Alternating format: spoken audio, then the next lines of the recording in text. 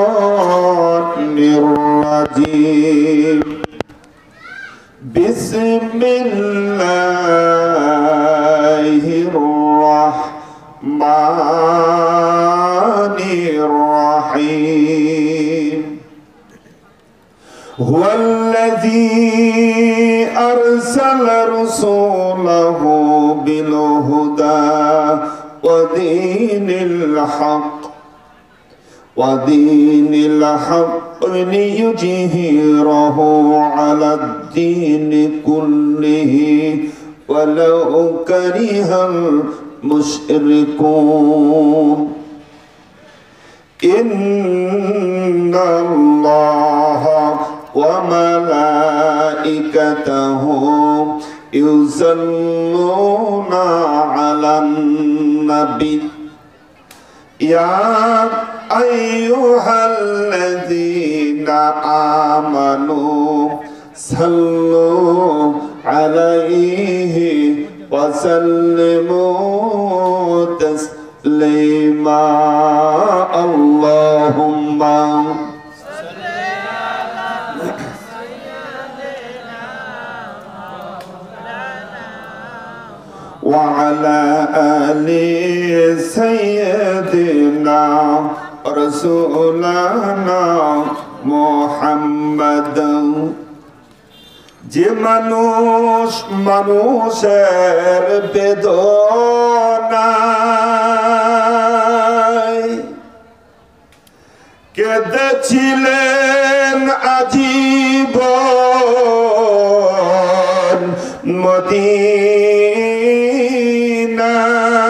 মদিনায় সেই মানুষ সেই মাটি হয় যদি সুন্দর না জানি তাহলে তুমি কত সুন্দর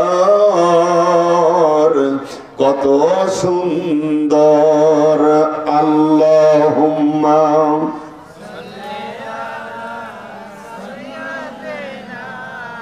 مولانا محمد وعلى آل سيدنا رسولنا محمد ذكر لا إله এই গ্যাপটা পূরণ করেন একটু দয়া করে আগে আসেন শোনা এই গ্যাপটা পূরণ করে বসেন আসেন আগে আসেন লা ইলাহা সবাই লা ইলাহা লা ইলাহা লা ইলাহা ইল্লাল্লাহু মুহাম্মাদুর রাসূলুল্লাহ সাল্লাল্লাহু আলাইহি ওয়াসাল্লাম عن عبد الله بن مسعود رضي الله تعالى عنه قال قال رسول الله صلى الله عليه وسلم الدنيا سجن المؤمن وجنة الكافر رواه الترمذي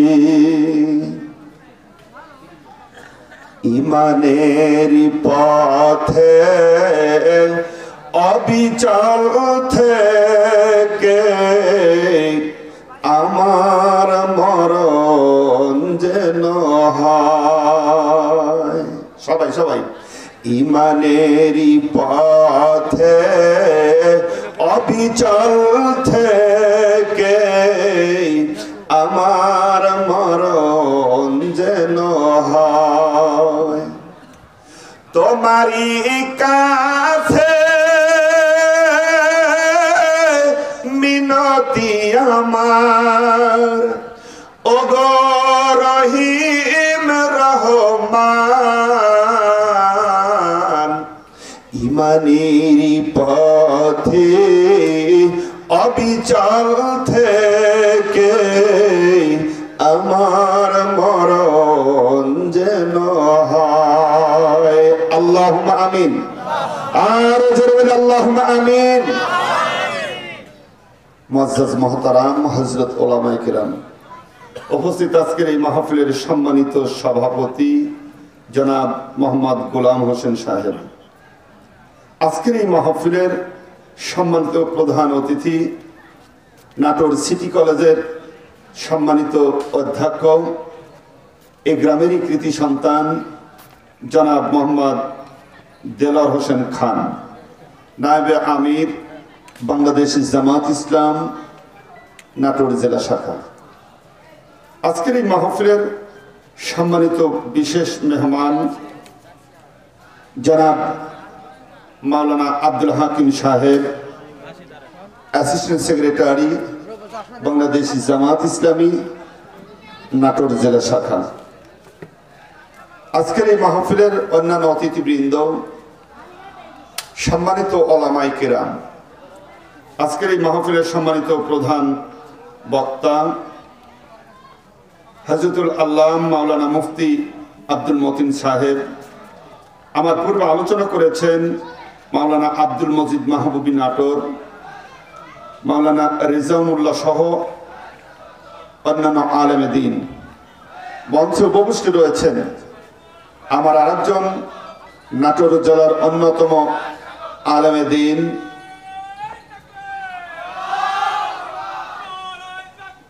মুফাসসিরে কোরআন মাওলানা আব্দুর রাজ্জাক হেলালি সাহেব। নারায়ে তাকবীর, নারায়ে তাকবীর। প্রধান অতিথির আগমন, অধ্যক্ষ দেলোয়ার হোসেন খানের আগমন, বিশেষ অতিথির আগমন, মাওলানা আব্দুল হাকিম সাহেবের আগমন, এলাকাবাসীর পক্ষ থেকে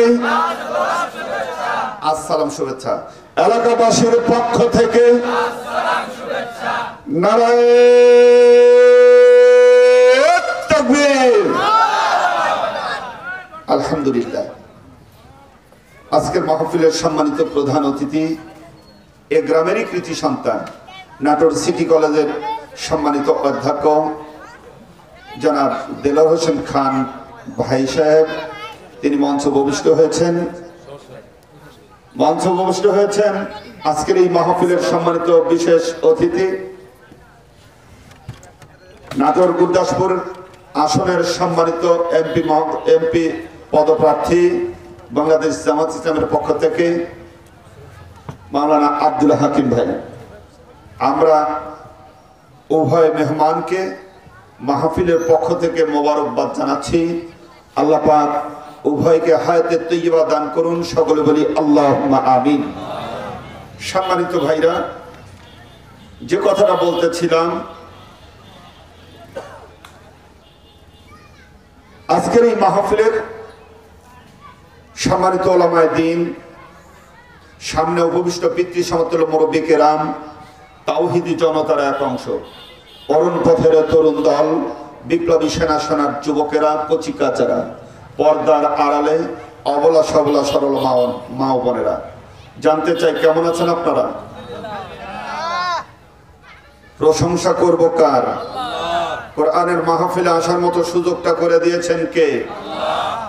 এই মুহূর্তে যদি বলা যায়, জিজ্ঞেস করা যায়, এই পারকুল গ্রামের কোন মানুষগুলো ভালো, উত্তম, আল্লাহর কাছে প্রিয় কোন মানুষগুলো কোরআনের মাহফিলে যেগুলো বসে আছে না দোকানপাটে আড্ডা মারতেছে, কোনগুলো বলবেন আপনারা?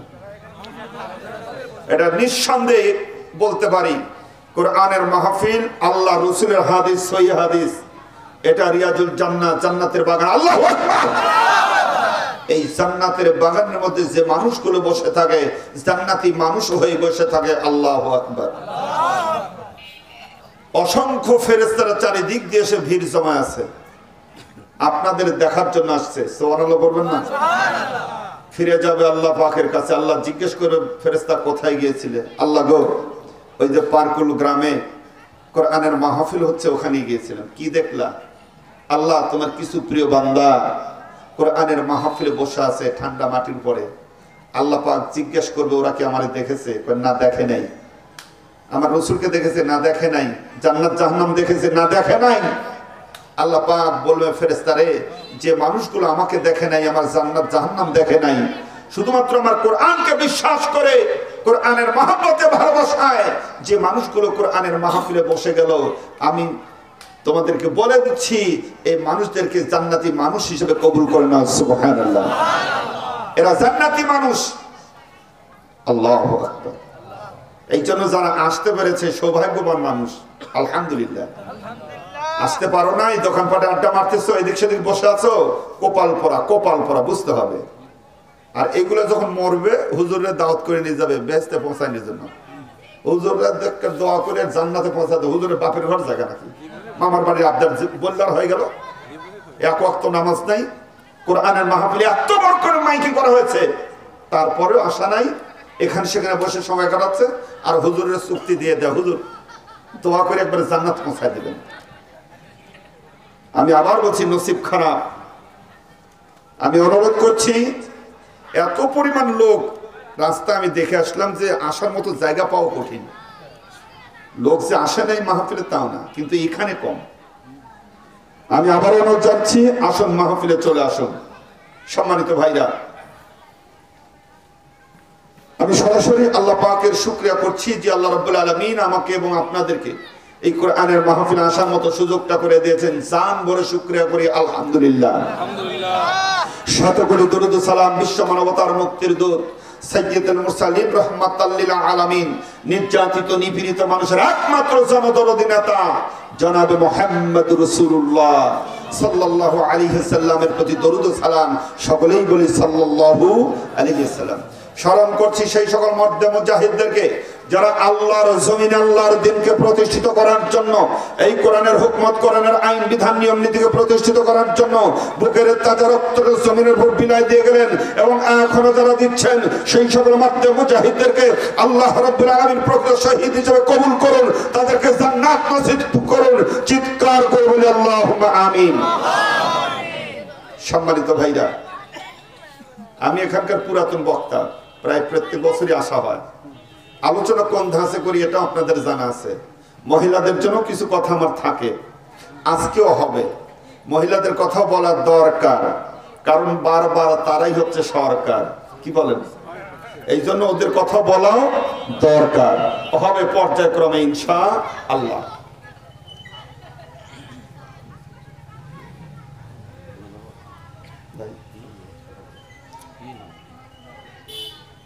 কথা বলেন নাকি? জি জি, সম্মানিত ভাইরা, জি জি, সম্মানিত ভাইরা, আপনারা দেখছেন যে আমার দুই পাশে দুই মেহমান, প্রধান মেহমান ও বিশেষ মেহমান আপনাদের সামনে উপস্থিত হয়েছেন, মঞ্চে উপস্থিত হয়েছেন। বিষয় হলো, আমরা মেহমানদের ধরে রাখতে পারি না, কারণ তাদের আরো মাহফিল আছে। একদিনে 3টা-4টা করে মাহফিল করতে হয়। আমরা যদি এখানে দীর্ঘ টাইম বসে থাকি, আরেক জায়গায় যাওয়া তাদের জন্য ডিস্টার্ব হয়ে যাবে। এই জন্য চাচ্ছি যে আমরা তাদেরকে ধরে রাখবো না। তারপরে প্রধান অতিথি উনিও নাটক চলে যাবেন। তো আমি মনে করছি যে কথা শুরু করার আগেই আমরা তাদেরকে সময় দেব, তারা কথা বলে যদি সময় সুযোগ হয় থাকবে, না হলে চলে যাবে, সেটা তাদের ব্যাপার। তো আমরা তাদেরকে কিছু সময় দিচ্ছি। এ পর্যায়ে আপনাদের সামনে কথা বলছেন আজকের এই মাহফিলের বিশেষ অতিথি, বড়াইগ্রাম গুরদাসপুরের বাংলাদেশ জামাত ইসলাম মনোনীত এমপি পদপ্রার্থী মাওলানা আব্দুল হাকিম সাহেব, অ্যাসিস্ট্যান্ট সেক্রেটারি, বাংলাদেশ জামাত ইসলামী নাটোর জেলা শাখা। সম্মানিত বিশেষ মেহমানকে কথা বলার জন্য আমি অনুরোধ জানাচ্ছি।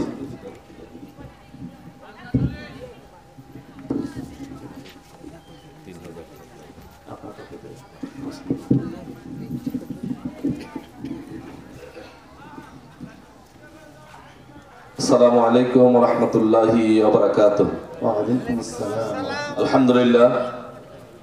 আলহামদুলিল্লাহি রাব্বিল আলামিন, আসসালাতু ওয়াসসালামু আলা সাইয়্যিদিল মুরসালিন ওয়া আলা আলিহি ওয়া আসহাবিহি আজমাইন। আজকের এই মাঝগাঁও ইউনিয়নের পারকুল গ্রামের হাফিজিয়া মাদ্রাসা কর্তৃক আয়োজিত এই ইসলামী জালসার সম্মানিত শ্রদ্ধেয় সভাপতি, সম্মানিত প্রধান অতিথি, অত্র গ্রামের গর্বিত সন্তান, আমাদের একান্ত শ্রদ্ধাভাজন দায়িত্বশীল বিশিষ্ট শিক্ষাবিদ, রাজনীতিবিদ, সমাজসেবক, নাটোর সিটি কলেজের সম্মানিত অধ্যক্ষ, বাংলাদেশ জামায়াত ইসলামী নাটোর জেলার সম্মানিত শ্রদ্ধেয় নায়েবে আমির, বড়াইগ্রাম উপজেলার আগামী নির্বাচনে উপজেলা চেয়ারম্যান পদপ্রার্থী জনাব অধ্যক্ষ দিলওয়ার হোসেন খান ভাই, মঞ্চ উপবিষ্ট দ্বিতীয় বক্তা, বিশিষ্ট আলেম দ্বীন, বিশিষ্ট দায়ী আলোচক জনাব অধ্যাপক মাওলানা জিল্লুর রহমান সাহেব, মঞ্চ উপবিষ্ট বাংলাদেশ জামায়াত ইসলামী মাঝগাঁও ইউনিয়নের সংগ্রামী বিপ্লবী সভাপতি মাওলানা আবুল হাশেম সহ বনপাড়া পৌর জামাত উপজেলা জামাতের, বড়াইগ্রাম উপজেলা জামাতের শুরা ও কর্মপরিষদ সদস্য, সাবেক ছাত্রনেতা আব্দুল আওয়াল মমিন, আমার সফর সঙ্গী হিসাবে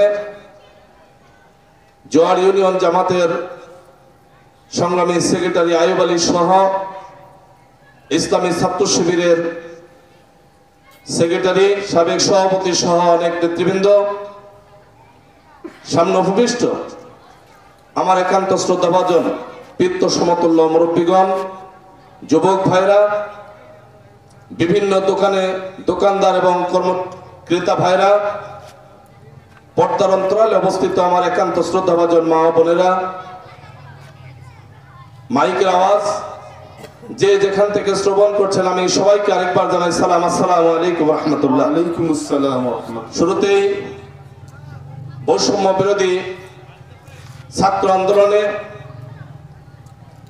বিগত বিদায়ী সরকারের বিরুদ্ধে আন্দোলন সংগ্রাম করতে গিয়ে আবু সাইদ থেকে শুরু করে ১৬০০-র অধিক ছাত্র জনতার মধ্যে আজকের প্রধান অতিথির একমাত্র সন্তান, আমাদের হৃদয়ের মণি রাকিব সহ যারা এই শহীদ হয়েছে, আল্লাহর কাছে দোয়া করছি আল্লাহ রাব্বুল আলামিন তাদের সবাইকে শহীদ হিসাবে কবুল করুক, সবাই বলে আমিন। আমিন। একই সঙ্গে এই আন্দোলনে যারা আহত হয়ে এখনো হাসপাতালে মৃত্যুর সঙ্গে পাঞ্জা লড়ছেন, আল্লাহর কাছে দোয়া করছি আল্লাহ রাব্বুল আলামিন তাদের সবাইকে সেফায়ে কুল্লিয়া দান করুক, সবাই বলে আমিন। আমিন। সম্মানিত উপস্থিতি, আল্লাহর শুকরিয়া, লাকাদ খালাকনাল ইনসানা ফি আহসানি তাকওয়িম, মহান আল্লাহ রাব্বুল আলামিন ঘোষণা করেছেন অবশ্যই আমি আল্লাহ তোমাদেরকে উত্তম আকৃতি, শ্রেষ্ঠ আকৃতি দিয়ে তোমাদেরকে সৃষ্টি করেছি। সেই ঘোষণা মোতাবেক আমরা আল্লাহর সৃষ্টি অত্যন্ত আকর্ষণীয় সৌন্দর্যময় সৃষ্টি। কুল ইন্না সালাতি ওয়া নুসুকি ওয়া মাহইয়ায়া ওয়া মামাতি লিল্লাহি রাব্বিল আলামিন, আমাদের কাছে সে আল্লাহর পক্ষ থেকে দাবি একটাই, আমাদের নামাজ, আমাদের কোরবানি, আমার জীবন, আমার মৃত্যু সবকিছু যেন আল্লাহর জন্য হয়ে যায়। সেই আয়াতের বাস্তব প্রতিফলনে ছাত্র জীবন থেকে শুরু করে এই পর্যন্ত চেষ্টা করেছি ইসলামী আন্দোলন, ইসলাম প্রতিষ্ঠার কাজে নিজেকে সর্বদা নিয়োজিত করার ক্ষেত্রে। তারই পাশে ধারাবাহিকতায় বিগত সময়ে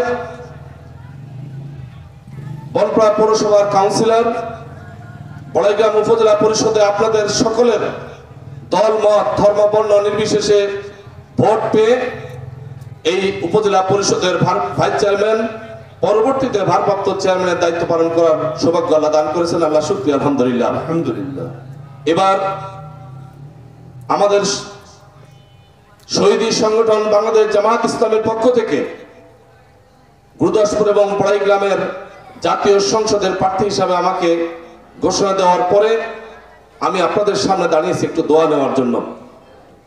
আমি ব্যক্তিগতভাবে ধন্যবাদ জানাই জালসা ইন্তেজামিয়া কমিটিকে বিশেষ অতিথি করে এখানে দোয়া চাওয়ার সুযোগটা করে দেওয়ার জন্য। আমি আপনাদের কাছে বিনয়ের সাথে অনুরোধ রাখতে চাই, যে দলেরই যেই প্রার্থী হোক না কেন, নির্বাচিত হওয়ার ক্ষেত্রে নিঃসন্দেহে দল মত ধর্ম বর্ণ নির্বিশেষে প্রতিটি মানুষের সমর্থন না পেলে কেউ নির্বাচিত হতে পারে না।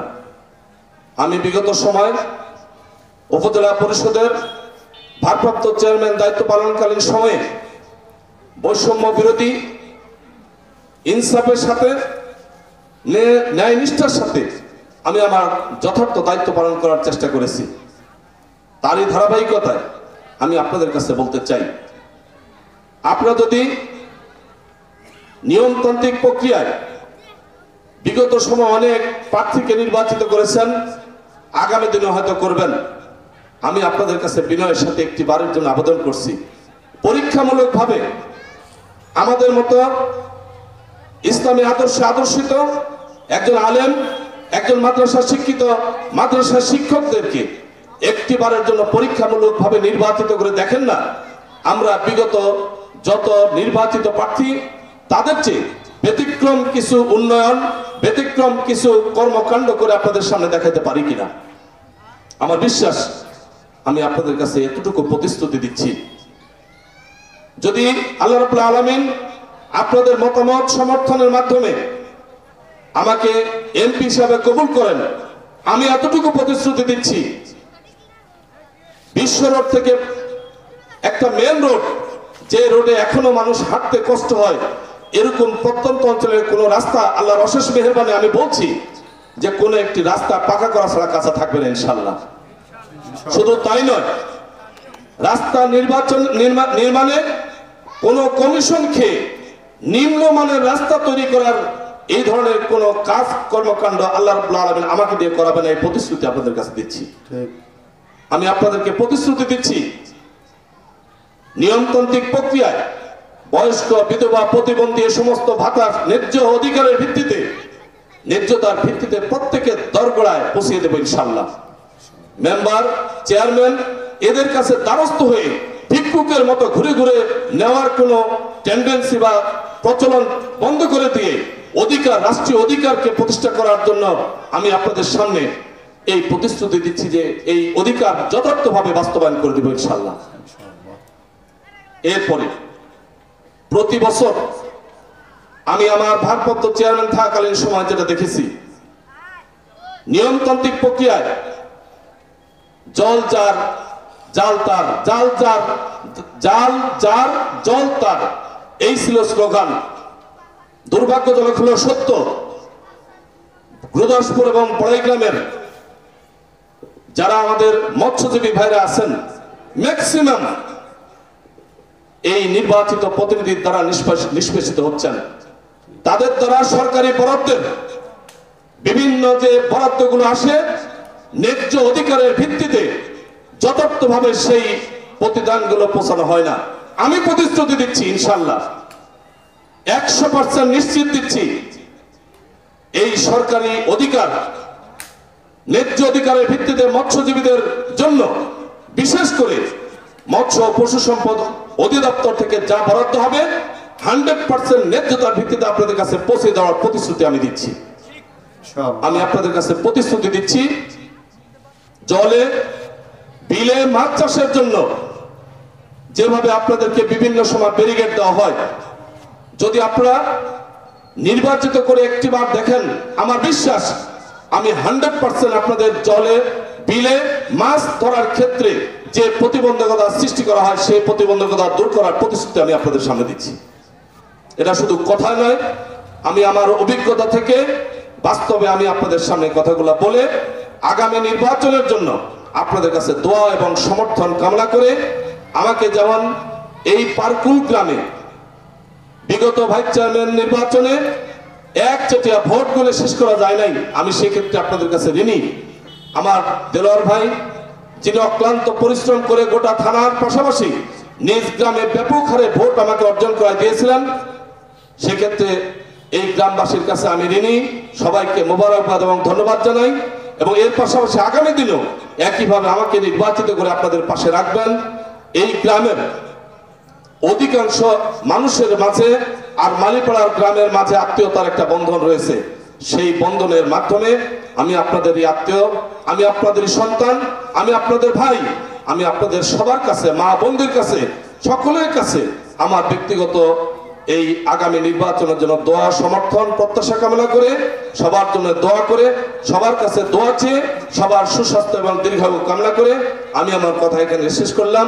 সুবহানাকা আল্লাহুম্মা বিহামদিকা আশহাদু আল্লা ইলাহা ইল্লা আনতা আস্তাগফিরুকা ওয়া আতুবু ইলাইক। লা হাওলা ওয়ালা কুওয়াতা ইল্লা বিল্লাহ। মারহাবা মারহাবা। সম্মানিত উপস্থিতি, আমাদের বড়গ্রাম গুরদাসপুরের এমপি প্রার্থী আব্দুল হাকিম ভাই, তিনি নগদ ৩,০০০ টাকা দান করেছেন। আল্লাহ পাক তার দানটা কবুল করুন, সকল বলি আল্লাহুম্মা আমিন। আল্লাহ পাক যেন তাকে এমপি হিসাবে কবুল করেন, আবার বলি আল্লাহুম্মা আমিন। আমার বিশ্বাস, এই ধরনের মানুষ যদি এমপি হয়, সেই সংসদীয় এলাকার মধ্যে কোনো সন্ত্রাস থাকবে না, কোনো চাঁদাবাজ থাকবে না, ইনশাআল্লাহ। আসলে দরকার এরকম তাকওয়াবান ব্যক্তি, কি বলেন প্রিয় ভাইরা আমার?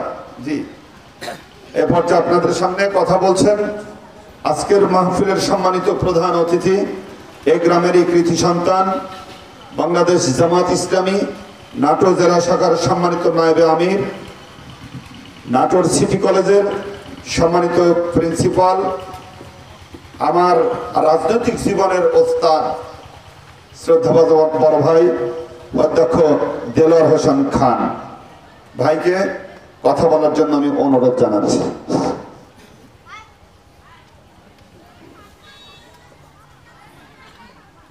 আলহামদুলিল্লাহ, আলহামদুলিল্লাহ রাব্বিল আলামিন, আসসালাতু আসসালামু আলা সাইয়্যিদিল মুরসালিন ওয়া আলা আলিহি ওয়া সাহবিহি আজমাইন।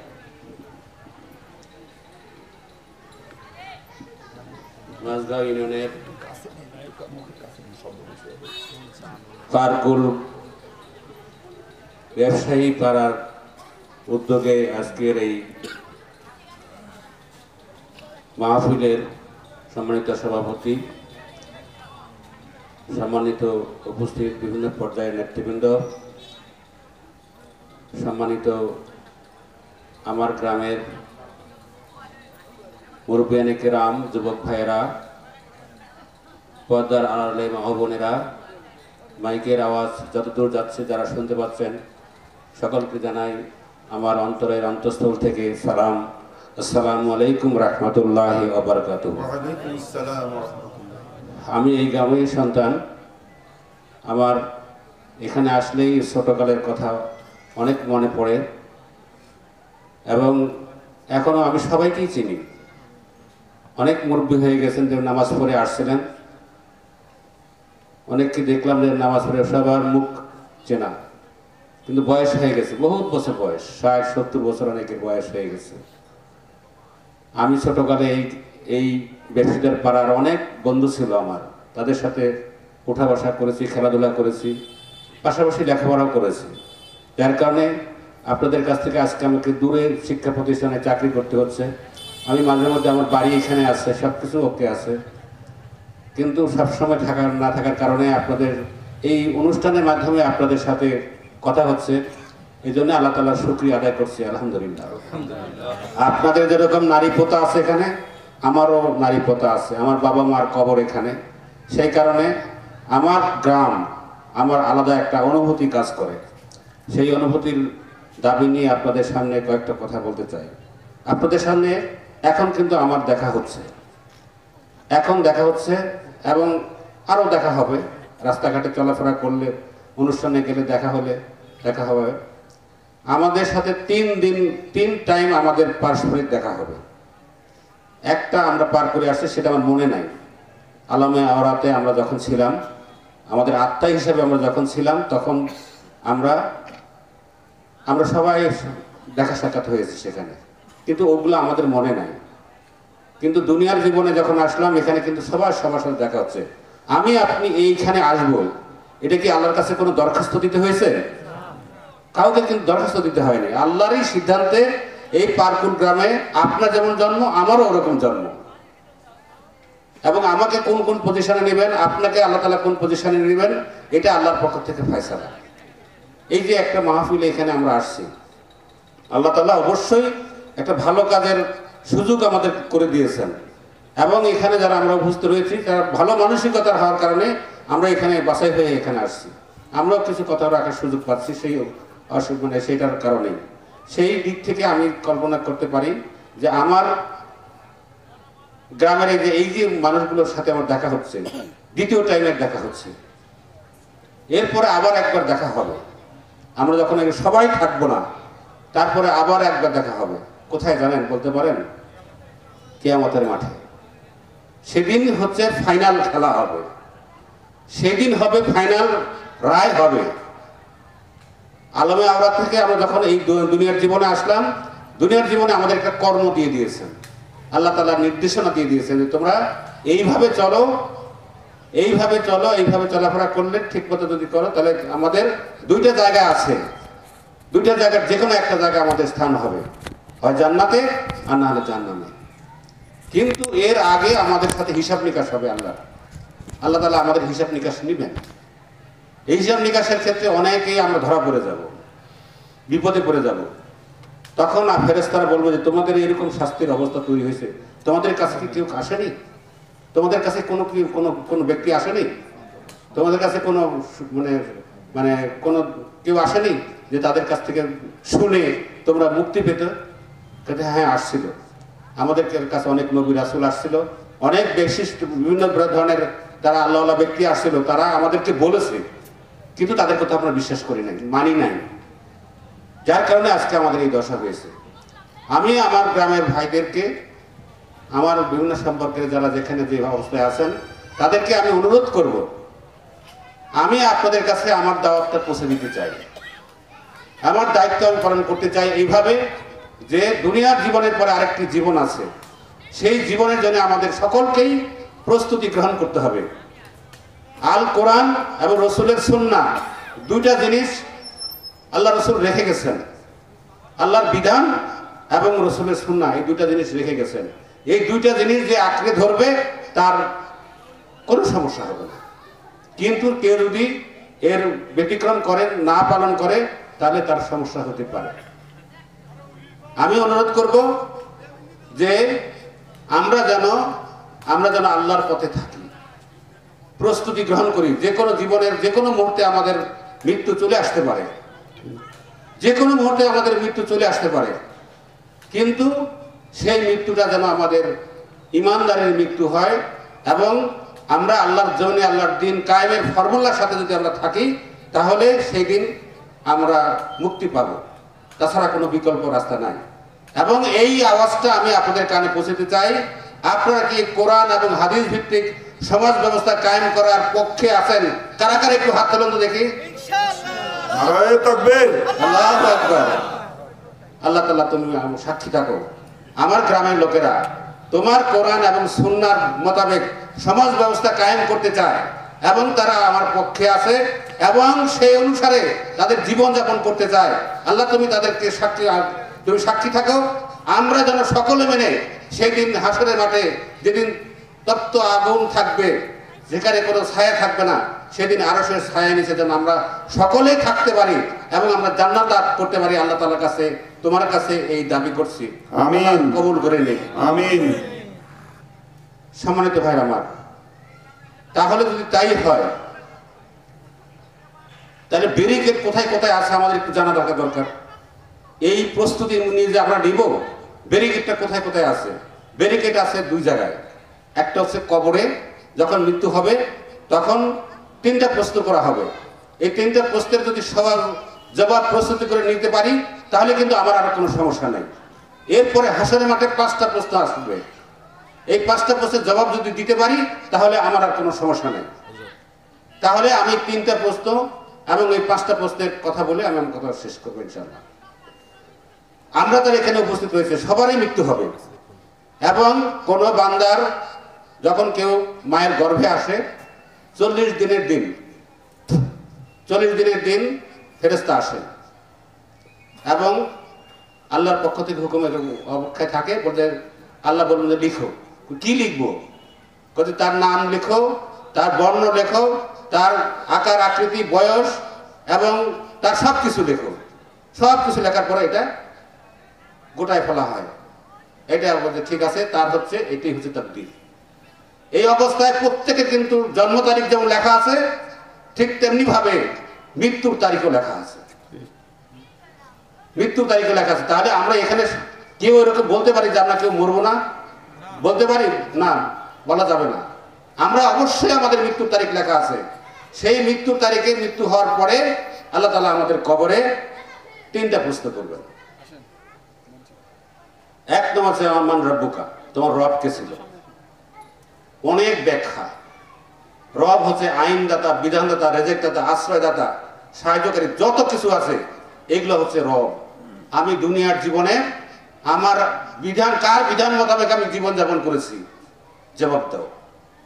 মান রব্বুকা, তোমার রব কে ছিল বলো। দুনিয়ার জীবনে তুমি কার আইনে চলেছো?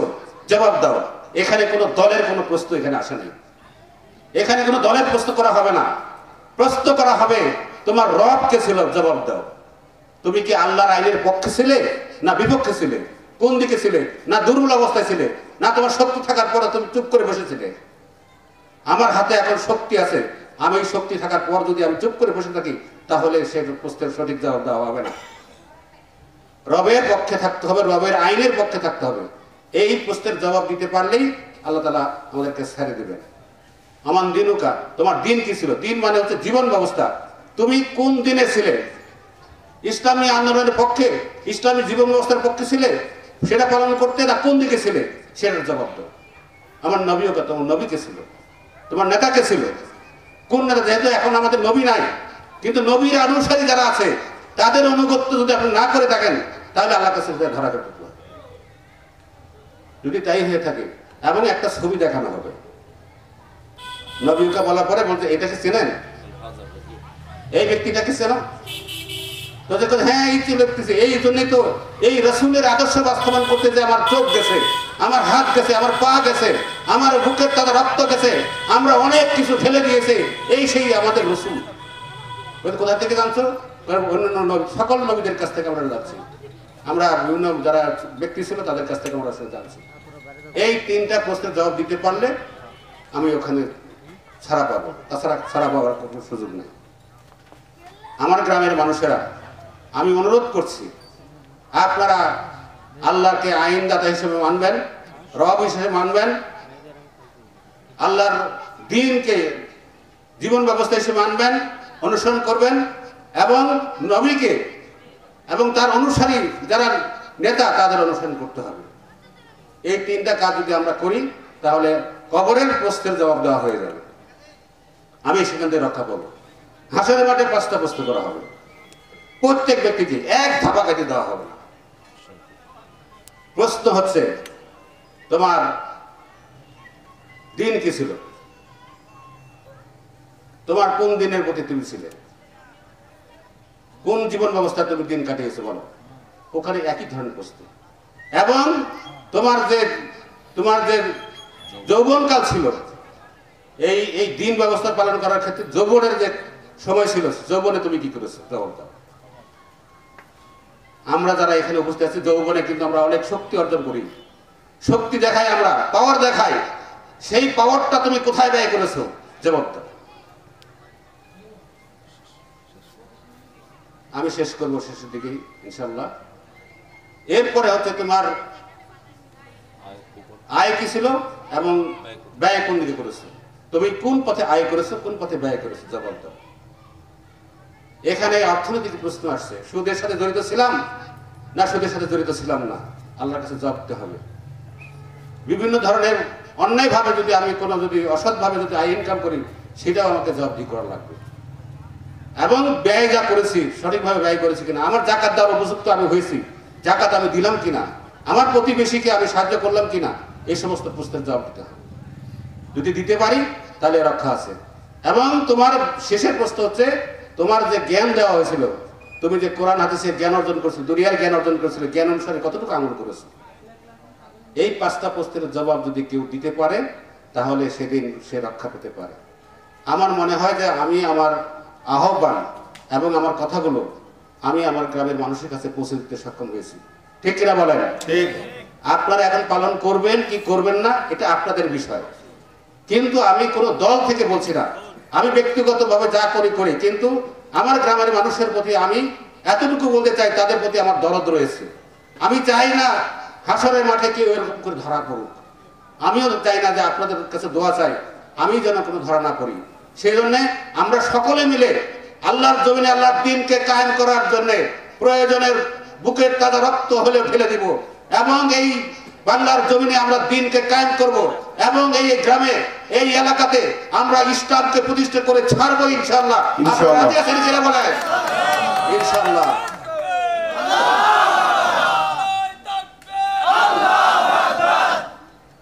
সম্মানিত ভাইরা আমার, আমি আপনাদের কাছে অনুরোধ করব, আমি কথা আর বাড়াবো না, রাত্রি অনেক হয়ে গেছে। আর মূল যারা বক্তা তাদের জন্য আমরা অপেক্ষা করছি, সেই আমরা শুনবো। আপনারা সবাই ভালো থাকেন, আমাদের জন্য দোয়া করেন। আমার একটি সন্তান এই বৈষম্য বিরোধী ছাত্র আন্দোলনের সময় 5ই আগস্ট সে শাহাদাত বরণ করে। আমার একটাই সন্তান ছিল, আমার একটা ছেলে সন্তান আর 2টা মেয়ে সন্তান। আমার এই ছেলে সন্তানটা আল্লাহ তাআলা নিয়ে নিয়েছেন, তার জন্য আল্লাহর কাছে দোয়া করবেন যাতে করে আমার ছেলেকে আল্লাহ তাআলা শহীদ হিসেবে কবুল করেন। আমিন।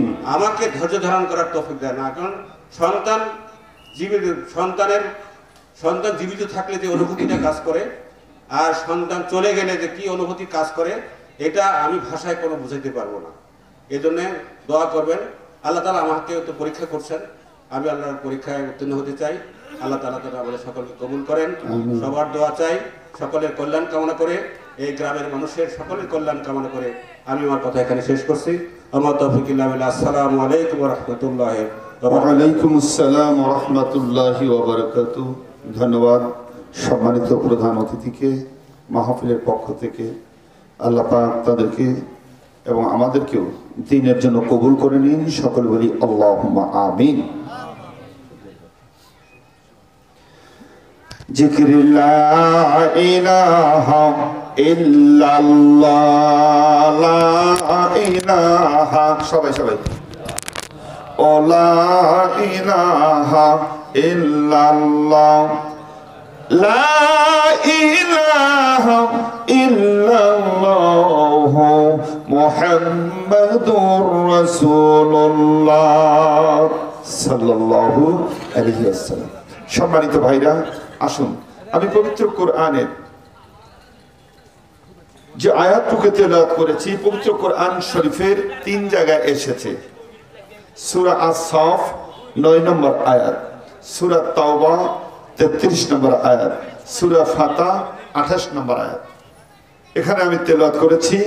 এখন আসুন আমি সরাসরি সেখানে আলোচনায় চলে যাব। আমার সাথে সাথে সবাই পাঠ করেন, সবাই বলবেন বিসমিল্লাহির রহমানির রহিম।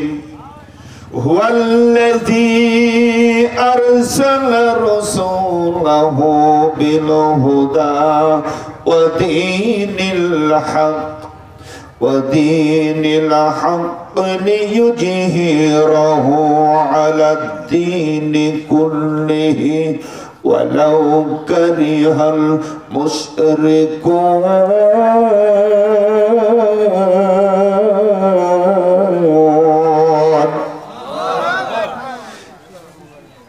সূরা আস-সাফ 9 নম্বর আয়াত। আমি একদম শর্ট করে কথা নিয়ে আসব। প্রিয় ভাই, আবার এই সূরাটির ভিতরে 2টি রুকু 14টি আয়াত রয়েছে। আর সব শব্দের অর্থ হলো সারিবদ্ধ সৈন্যদল, সারিবদ্ধ সৈন্যদল। সূরাটি নাজিল হয়েছে মদিনায়। কোথায়? মদিনায়। আসুন মাহফিলটা আমরা আর একটাবার একটু সাইজ করে নিই। একটু দয়া করে কাছে চলে আসুন, একটু আসুন ভাই, আসুন আসেন। যেখানে বসে কোরআনের আলোচনা শুনছেন ওই জায়গাটা, ওই মাটিটা আল্লাহর কাছে সাক্ষী দিবে। ইয়াউমা ইযিন তুহাদ্দিসু আখবারাহা। ওখান থেকে যদি আরেকটা জায়গায় সরে বসেন, সেখানকার মাটিও সাক্ষী দিবে। সাক্ষী ডবল হলে লাভ বেশি না কম? একটু বেশি লাভ করার জন্য আমি জানি কষ্ট হবে, ওখানে একটু গরম হয়ে গেছে। তারপরে একটু আসেন ভাই, এই যুবক ভাই একটু আসো, শোনো, আগে আসো, কাছে চলে আসেন। আবার ভাইরা আল্লাহ রাব্বুল আলামিন বললেন হুয়াল্লাযী আরসালা রাসূলাহু বিল হুদা ওয়া দীনিল হক, তিনি সেই সত্তা, তিনি সেই রব, তিনি সেই মালিক যিনি তার রাসূলকে প্রেরণ করেছেন সত্য দিন এবং হেদায়েত সহকারে। সুবহানাল্লাহ পড়বেন না? হেদায়েত এবং সত্য দিন সহকারে প্রেরণ করেছেন তার রাসূলকে। কেন প্রেরণ করলেন? লিইউজহিরাহু আলা দ্বীনি কুল্লিহি, সকল দিনের উপরে, সকল মতের উপরে, পথের উপরে ইসলামকে, দ্বীনকে বিজয়ী করার জন্য। আল্লাহু আকবার। সম্মানিত ভাইরা, এই দ্বীনকে বিজয়ী করার হুকুম দিয়েছেন আমার আল্লাহ। কে দিয়েছেন? আল্লাহ দিয়েছেন। প্রত্যেকটা নবী রাসূল দায়িত্ব ছিল দ্বীনকে বিজয়ী করা। এখন নবী রাসূল নাই, এই দায়িত্ব পালন করবে কারা? কারা? নবীর উম্মতেরা, নবীর কর্মী বাহিনী, তারা এই দায়িত্বটা পালন করবে। সম্মানিত হাজিরিন, এখন এই দ্বীনকে বিজয় করতে হলে শক্তির দরকার আছে কি নাই? শক্তি অর্জন করতে হবে। কোন শক্তি? রাষ্ট্রীয় শক্তি। রাষ্ট্রীয় শক্তি, কারণ রাষ্ট্রের মাধ্যমেই আইনের উৎপত্তি করা হয়, আইন প্রণয়ন করা হয় রাষ্ট্রের মাধ্যম দিয়ে। এই রাষ্ট্রটা এমন একটা জিনিস যেটা একটা পানির ট্যাঙ্কের মতো। পানির ট্যাঙ্কিতে যদি ভালো পানি রাখা হয়, এই যে লক্ষ্মীগুলো পানির ট্যাঙ্ক দেখছেন না, প্রত্যেকটা শহরে শহরে আছে। এই পানির ট্যাঙ্কিতে যদি ভালো পানি রাখা হয়, শরবত পানি রাখা হয়, গোটা শহরে মানুষ ভালো পানি পান করবে, শরবত পানি পান করবে। কি কথা? ঠিক কিনা? ঠিক কিনা? ওই ট্যাঙ্কির ভিতরে যদি খারাপ পানি হয়, ময়লা পানি হয়, গোটা শহরে মানুষ যতই দোয়া পরে পরে খাক, বলেন ভালো পানি পাবে না ময়লা পানি পাবে? ময়লা পানি পাবে। এই জন্য ওই ট্যাঙ্কিটার ভিতরে ভালো জিনিস দেওয়া দরকার।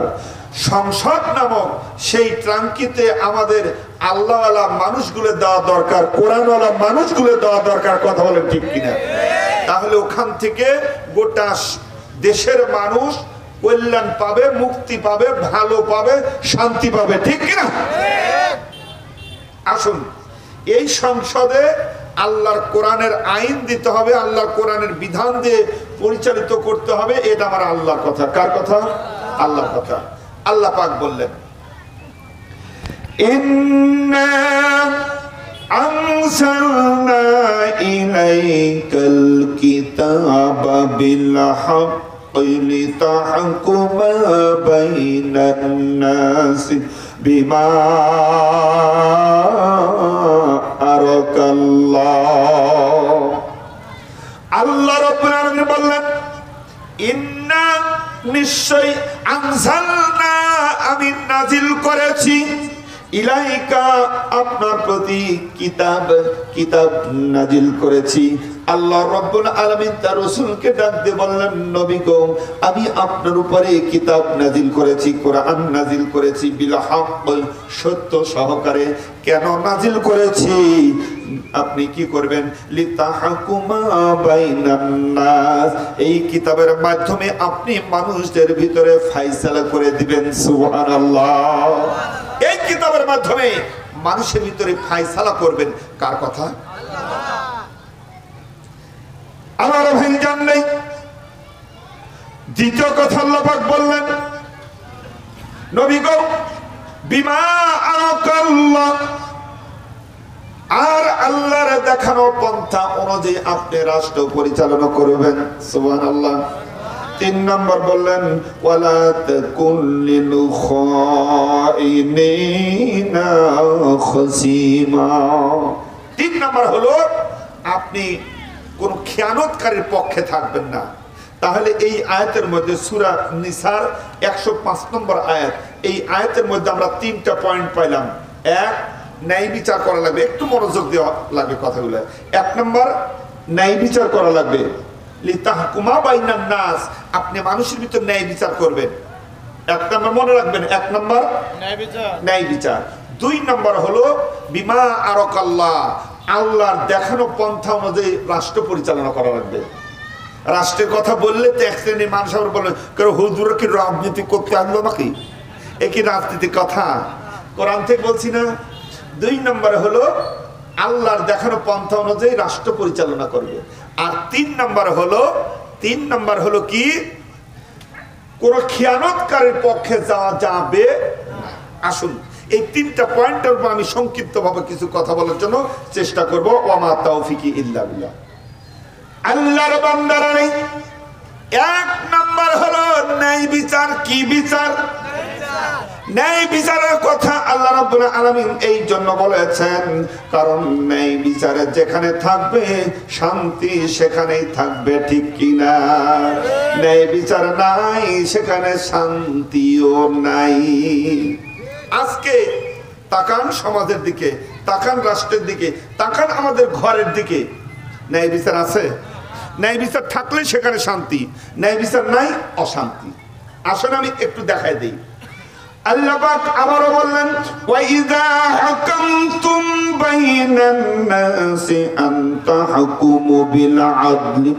এ নবী, আপনি মানুষের ভিতরে আল্লাহর কোরআন অনুযায়ী ন্যায় বিচার করবেন। আল্লাহ আবার সূরা নিসার 58 নম্বর আয়াতের ভিতর বললেন, এরকম ন্যায় বিচারের কথা আমার আল্লাহ রাব্বুল আলামিন কোরআনের অনেক জায়গায় বলেছেন। সুবহানাল্লাহ।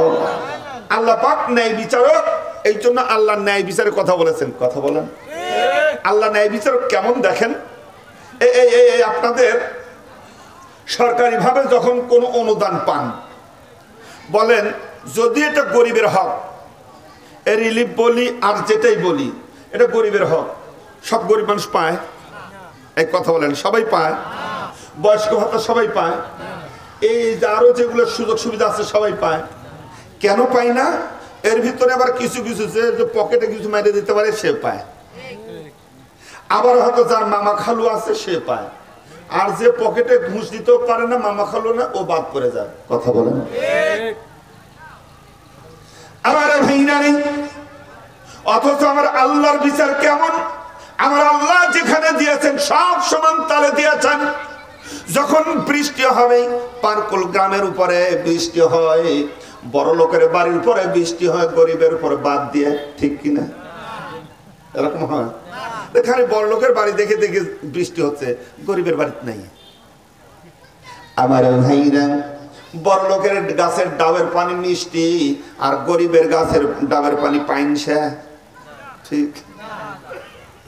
আমার আল্লাহ রাব্বুল আলামিন যা দিয়েছেন সব সমান সমান করে দিয়েছেন। আল্লাহু আকবার। এই জন্য আল্লাহ রাব্বুল আলামিন তিনি হলেন ন্যায় বিচারক, আর ন্যায় বিচার করার কথাই আমার আল্লাহ বলে দিয়েছেন। অতএব মনে রাখবেন, যেখানে ন্যায় বিচার থাকবে সেখানে শান্তি থাকবে, ন্যায় বিচার নাই কোনো শান্তিও নাই, ঠিক কিনা? আসেন আমি একটু দেখাই দিই। ঘরের মধ্যে ঢুকে পড়বো, একটু ঘরের মধ্যে ঢুকেন। অনেক বাড়িতে আছে স্বামী একটা, বউ দুইটা, আছে কিনা? অনেক বাড়িতে আছে, অর্থাৎ একজনের 2 বউ। অবশ্য মনে হয় পারপুল গ্রামের নাই, ও থাকতো, আছে না? আবার ভাই জানেরা, একটু কোরআন থেকে কথাগুলো শোনেন। 2 বউ করেছেন, আপত্তি নাই। 2টা বিয়ে করেছেন, আপত্তি নাই, কারণ হুকুম আছে আল্লাহর। ফানকিহু মা তাবা লাকুম মিনান নিসাই মাসনা ওয়া সুলাসা ওয়া রুবা', ফাইন খিফতুম আল্লা তা'দিলু ফাওয়াহিদাতুন। আল্লাহ রাব্বুল আলামিন বলেন, তোমরা তোমাদের পছন্দ মতো 2 2 3 3 4 4টা বিয়ে করতে পারো। কাকে বলেছেন? মহিলা শুনলে খেপে যাবে। আমার এই ওয়াজ মহিলার শুনলে খেপে যাবে, বলবে হুজুরের আর ওয়াজ নাই, কি সব ওয়াজ করতেছে। এরপরে আল্লাহ পাক বললেন, ফাইন খিফতুম আল্লাহ তা'দিলু, যদি তোমরা আশঙ্কা করো তাদের ভিতরে ন্যায় বিচার করতে পারবে না, তাহলে একটাই যথেষ্ট। যদি তোমরা মনে করো তাদের ভিতরে ন্যায় বিচার করতে পারবে না, তাহলে একটাই যথেষ্ট। আমার ভাইরা, আসুন এবার আমি বলি, 2 বউওয়ালা সংসার যেটা রয়েছে, 2 বউওয়ালা সংসার রয়েছে, এটা শান্তি না অশান্তি? ঘস করতে বলে দিলেন। আপনার কি 2 বউ আছে নাকি? ঢপ করতে বললেন। আমরা দেখি যে বাড়িতে 2 বউ সেই বাড়িতে অশান্তি। এই বউদের দোষ নাই, এই দোষটা হলো স্বামীর। ওই স্বামীর কারণ হলো কি, ওই স্বামীর ন্যায় বিচার করে না। বিয়ে করেছে, এবার ছোট বউকে নিয়ে বেশি সময় দিচ্ছে, বউকে বড় বউর খোঁজ রাখে না, আছে কি নাই? বেটা বেটিক দিয়ে আলাদা করে দিচ্ছে, তুমি আলাদা করে খাও, আর ছোট বউ নিয়ে মজা মারতেছে। বাস্তব কথা বলছি, বাস্তব কথা। আমার ভাই, আমার এক এলাকার ভাই, দুই বউ। তা আমি জিজ্ঞেস করে বলছি, ভাই আপনার মতো সুখী মানুষ কি আছে ভাই? আপনার জীবন তো খুব সুখী। তো বলছি কেন? আমি কেন, আমার দুইটা ভাবি। এক ভাবি ধরেন আপনাকে সবসময় খাবার টাবার রেডি করে দিচ্ছে, আর এক ভাবি সবসময় আপনার মতো সুখী মানুষ কি আছে ভাই? আমি একটু মজা করার জন্য বলতেছি। চুপ মেরে থেকে এখন বলছে, এই কথা বললো না ভাই, এই কথা বললো না, এই দুনিয়া আমার কাছে এখন দোজক দোজক। আমি খালি মনে মনে বলছি, দোজকে দেখছিস তুই আরেকটা করে গা। আমার ভাই জান, একদম বাস্তব কথা বলছি। বড় বউকে দোতলার উপর আছে, ছোট বউকে নিয়ে দোতলার উপর। বড় বউ এরকম একটা ভাঙা ইট হাতে নিছে, নিয়ে সিঁড়ির কাছে দাঁড়ায় থেকে বলছে, তুই খালি নাইমে দেখ। একদম বাস্তব কথা ভাই। গ্রামের নাম বলে দিলে চিনে ফেলবেন, এই জন্য গ্রামের নাম বলবো না। এরকম করে রেডি আছে, তুই খালি নাইমে দেখ। এখন যার জন্য ইট রেডি করে রাখিছে, ওই কিরম আরামে থাকবে বুঝতেই পারতেছেন।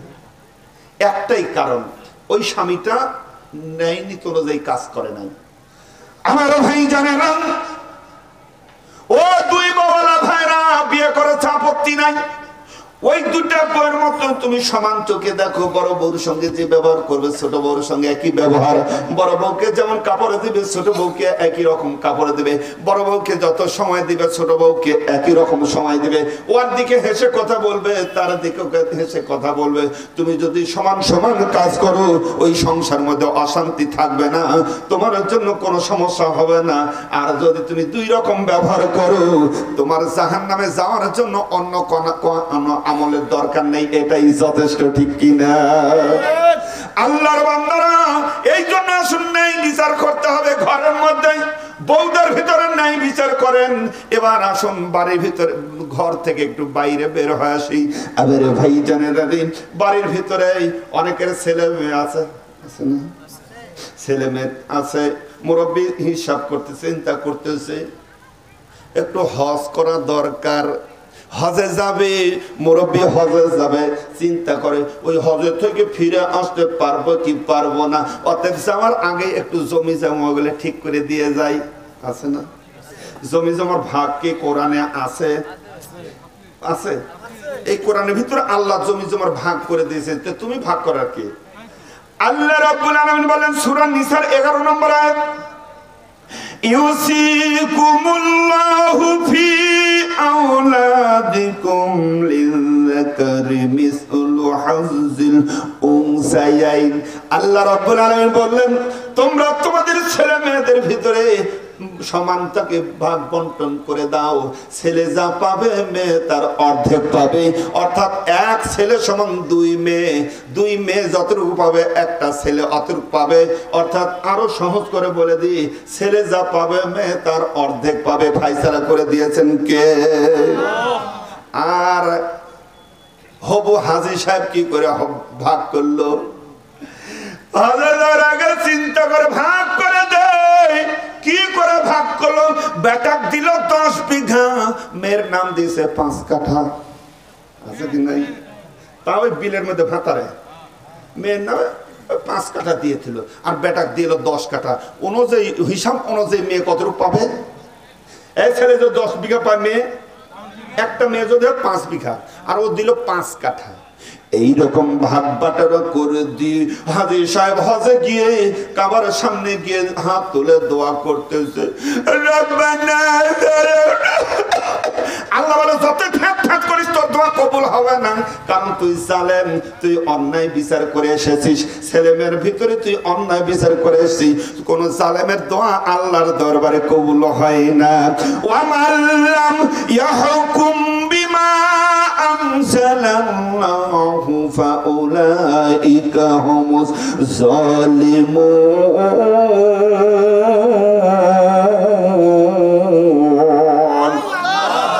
আল্লাহ রাব্বুল আলামিন বলেন, যারা আল্লাহর বিধান অনুযায়ী বিচার করে না, ফয়সালা করে না, ওরা হলো জালেম।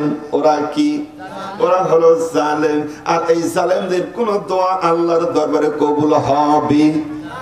অতএব যারা ছেলেকে বেশি দিয়েছো মেয়েকে কম দিয়েছো বা ঠিক মতো বন্টন করো নাই, তোমার জন্য আল্লাহ জান্নাত হবে না, হবে না, হবে না, যতক্ষণ পর্যন্ত ওই মেয়ের ঋণ শোধ না করবে। ঠিক কিনা? আল্লাহর বান্দারা, এখানেও যদি ন্যায় বিচার থাকতো শান্তি থাকতো, ন্যায় বিচার নাই ওখানেও কিন্তু অশান্তি। কথা বলে দিয়ে চলে গেছে মেয়েকে। এখন শ্বশুর বাড়ি যাওয়ার পরে ওই মেয়েকে একবার শ্বশুর এক কথা বলছে, শাশুড়ি আরেক কথা, স্বামী এসে বলছে যেটা দিয়েছে, যেটা তুই ভাগে পাবি ওইটা না নিয়ে আসা পর্যন্ত তোর এই বাড়ির ভাত হবে না। মেয়েটা গেলে কান্দে, দুইটা চোখ দিয়ে পানি পরে কান্দে আর দোয়া করে আল্লাহ ওই বুড়ার হজ যেন কবুল না হয়। আমার ভাই জানেরা, বলতেছিলাম ন্যায় বিচারের কথা। এবার আসুন ঘর থেকে আমরা একটু বাইরে বের হই, এই সমাজের দিকে তাকাই, এই সমাজের ভিতরে কি রকম বিচার হচ্ছে। আল্লাহ রাব্বুল আলামিন বললেন, ইয়া আইয়ুহাল্লাযীনা আমানু কুনু কাওয়ামিনা বিল কিসত শুহাদা লিল্লাহ ওয়ালাউ আলা أنفسكم أو الوالدين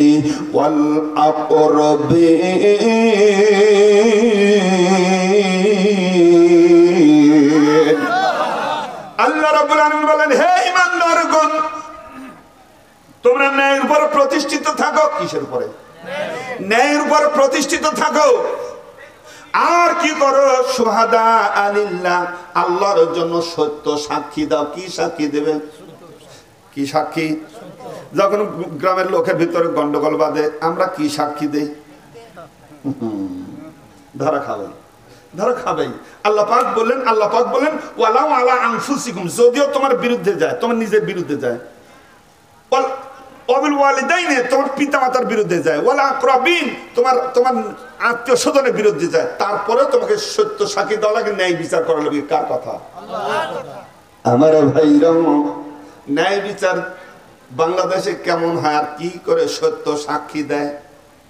দেখেন আল্লামা দেলোয়ার হোসেন সাইদি সাহেব, তার একটা সাক্ষী দিয়েছিল যে আমি দেখেছি দেলোয়ার হোসেন সাইদি মানুষ মারছে। কত দূর থেকে দেখেছে? 1.5 মাইল ফাঁকে থেকে। এটা শয়তানেও বিশ্বাস করছে না। বলেন 1.5 মাইল, আপনাদের বিশ্বটা মনে হয় কত? 1 কিলো। তাহলে এখান থেকে আরো 1/2 কিলো ফাঁকে থেকে দেখেছে যে মানুষ মারছে। আর ওই সাক্ষীর উপর নির্ভর করে সাইদি সাহেবকে ফাঁসির অর্ডার করেছে। মনে রাখা লাগবে আল্লাহ একজন আছে, আলাইসাল্লাহু বিআহকামিল হাকিমিন। ন্যায় বিচারে একজন আছে, যারা বিচার করেছো এই বিচার, ওরে কালামানি তুমি বিচার করেছো আল্লামা দেলোয়ার হোসেন সাইদিকে, ফাঁসির রায় দিয়ে আবার গর্ব করে বলেছো আমি দেলোয়ার হোসেন সাইদির ফাঁসির রায় দিয়েছিলাম, আমি এরকম করে গর্ব করেছো। আজকে তোমার গর্ব অহংকার কোথায়? তুমি ছিলে কোন প্রাসাদে? তুমি ছিলে কোন সম্মানের জায়গায়? আল্লাহ রাব্বুল আলামিন তোমাকে এই অন্যায় বিচার করার কারণে ঘাড় ধরে জঙ্গলের ভিতর কলার পাতার উপর শোয়া দিয়েছে। ঠিক কিনা? অন্যায় বিচার করবা, এ তো দুনিয়ার দেখতেছো, আখিরাতের জন্য অপেক্ষা করো। আমার ভাইরা, আমার ভাইরা, আমরা ক্ষমা করে দিয়েছি, আমরা ক্ষমা করে দিয়েছি। আল্লাহ রাসূল সাল্লাল্লাহু আলাইহি সাল্লাম ক্ষমা করে দিয়েছিলেন, সাধারণ ক্ষমা করেছিলেন, আমরা করে দিয়েছি। তবে তবে যারা কামড় দিয়েছো তোমাদের ক্ষমা হবে না। এই যে অনেক সময় পা বেয়ে পিঁপড়া উঠে না, দেখবেন বসে আছেন, পা বেয়ে পিঁপড়া উঠতেছে, বিড়বিড় করে উঠতেছে, এর ভিতর কিন্তু সবগুলো কামড় দেন, 2-1টা কামড় দেয়, বাদ বাকিগুলো বিড়বিড় করে উঠে, দেখেন না? তো যেগুলো বিড়বিড় করেছো তোমাদের ক্ষমা, কিন্তু যেগুলো কামড় দিয়েছো তোমাদের ক্ষমা নাই, তোমাদের বিচার বাংলার জমিনে হবেই হবে। ঠিক কিনা? অসংখ্য আলেমকে হত্যা করেছো, ফাঁসি দিয়েছো। তোমরা পিলখানা সেই আর্মি অফিসারদেরকে হত্যা করেছো যারা